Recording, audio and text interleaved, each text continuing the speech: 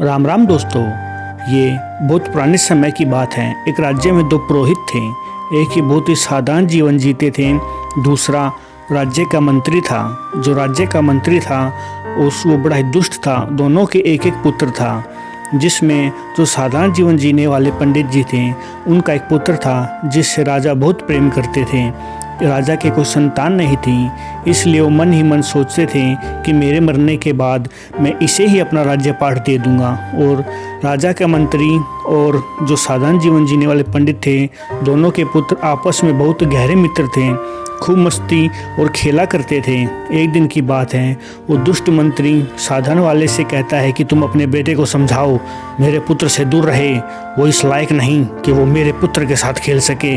समझे, आगे से ध्यान रहे, वो मेरे पुत्र के साथ कभी ना खेले। समझा देना अपने पुत्र को। लेकिन इसके विपरीत दोनों और भी ज़्यादा गहरे मित्र बनने लगे।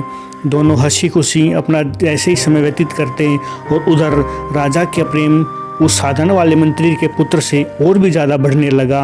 और इससे दुष्ट मंत्री बहुत ही दुखी और परेशान होने लगा और सोचने लगा, इस तरह तो मेरे पुत्र को कभी राज्य नहीं मिलने वाला, मुझे कुछ ना कुछ योजना बनानी होगी। उसने तरकीब लगाई, क्यों ना मैं इसके पुत्र को ही मरवा दूं, ना पुत्र रहेगा और ना ही राजा किससे प्रेम करेगा। ये सब देखकर तब वो दुष्ट, तुम बाजार जाओ और मेरे घर के लिए कुछ फल और सब्जियां लेकर आओ। ठीक है, मैंने तुम्हारे पिताजी से बात कर ली है, तुम अभी के अभी जाओ और बाजार से सब्जियां भी लेकर आओ और फल भी लेकर आओ। ठीक है काका, मैं अभी चला जाता हूँ और आपके परिवार के लिए फल और सब्जियां दोनों ले आऊँगा, आप निश्चिंत रहें। इतना कहकर वो बाजार की तरफ निकल पड़ता है, लेकिन उसको उसका मित्र खेलता हुआ मिल जाता है।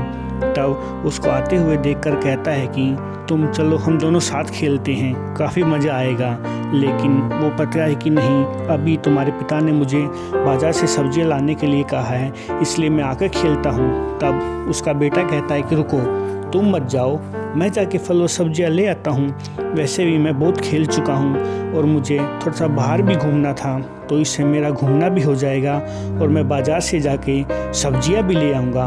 ये कहकर दूसरी पंडित वाला बच्चा खेलने लग जाता है और उसका बेटा जो दुष्ट मंत्री था वो बाज़ार में चला जाता है। और बाज़ार में जाने के बाद वो सब्जी और फल वाले से कहता है कि काका, मुझे कुछ सब्जियां और कुछ फल दे दीजिए ताकि मैं उन्हें घर ले जा सकूँ। इतना कहकर दोनों बातचीत करने लगे और तब तक वो भी समझ गया कि यही वो लड़का है जिसको मुझे मारना है। और ये सब देखने के बाद, थोड़ी देर उसकी बातचीत सुनने के बाद, वो अपने काम में लग जाता, एक बड़ा सा चाकू निकालता है और उसके बेटे को मार डालता है, जिससे दुष्ट मंत्री का बेटा मर जाता है। और जो शरीफ मंत्री का बेटा था वो खेलता है और उसको देख लेता है। वो देखकर उससे पूछता है कि तुम यहाँ क्या कर रहे हो, मैंने तो तुम्हें बाजार भेजा था फल और सब्जियाँ लाने के लिए। तब वो कहता है कि उसके लिए तो आपका बेटा जा चुका है। और इसे सारी बात समझ के वो मंत्री भी समझ जाता है कि आज मेरा बेटा मर चुका है। और इतना कहने के बाद उदास होकर रोने लग जाता है और कहता है कि मन ही मन सोचता है कि मैंने क्या किया, अपने ही बेटे को मरवा डाला। इसलिए कहते हैं दोस्तों, जो भी करें सोच समझ कर करना चाहिए, क्योंकि भाग्य कभी भी बदल सकता है और हमारे किए हुए जितने भी कर्म हैं वो हमारे बच्चों के भी लग सकते हैं।